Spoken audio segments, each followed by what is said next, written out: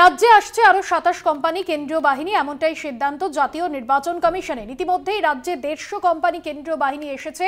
প্রথম দফার ভোটের আগে অতিরিক্ত কেন্দ্রীয় বাহিনী আসবে। বঙ্গে মোট ৯২০ কোম্পানি কেন্দ্রীয় বাহিনী আসার কথা রয়েছে। সত্যসুন্দর ভট্টাচার্য রয়েছেন ফোন লাইনে। সত্যসুন্দর, জাতীয় নির্বাচন কমিশনের তরফে কি সিদ্ধান্ত নেওয়া হচ্ছে এই বাহিনী নিয়ে? দেখো, ইতিমধ্যে রাজ্যে নির্বাচন আগে ইতিমধ্যে এসেছে কোম্পানি কেন্দ্রীয় বাহিনী। মার্চ মাসের ১ তারিখে এসেছে ১০০ কোম্পানি এবং মার্চ মাসের ৭ তারিখের মধ্যে আজ ৫০ কোম্পানি কেন্দ্রীয় বাহিনী এসেছে।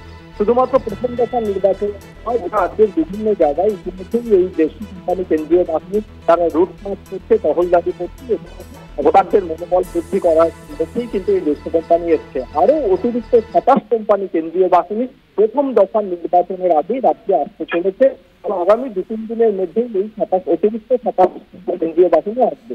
অর্থাৎ আগে ১৫০ কোম্পানি এবং তারপরে যে অতিরিক্ত ২৭ কোম্পানি, ১৭৭ কোম্পানি কেন্দ্রীয় বাহিনী কিন্তু প্রথম দফা নির্বাচনের আগে রাজ্যে আসছে, এমনটাই কিন্তু নির্বাচন কমিশন সূত্রে জানা যাচ্ছে। অতিরিক্ত যে ২৭ কোম্পানি কেন্দ্রীয় বাহিনী আসছে তার মধ্যে সিআরপিএফ রয়েছে ১৪ কোম্পানি এবং বিএসএফ রয়েছে ৫ কোম্পানি এবং সিআইএসএফ রয়েছে ৭ কোম্পানি।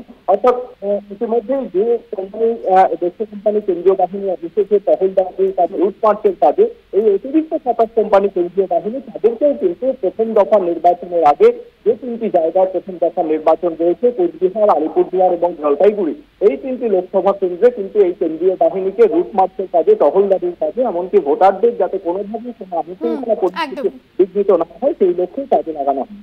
ধন্যবাদ। সত্যসুন্দর ভট্টাচার্য প্রতিনিধি ছিলেন ফোন লাইনে।